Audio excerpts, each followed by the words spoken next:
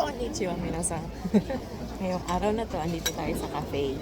Kasi ang plano namin mag-aaral kami. Pero anong ginawa ko? Kumain ako. Itong cafe na to, located to sa Omeda.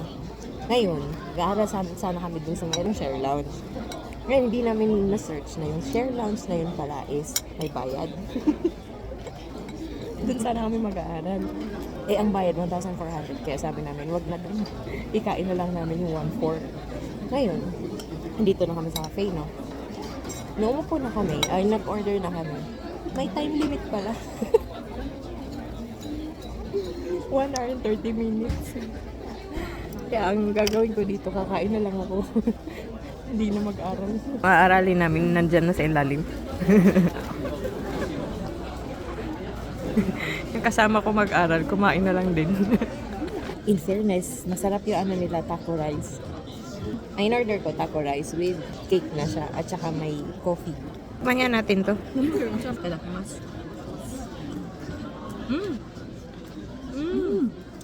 Sarap. Sarap siya. Pero maliit nga lang.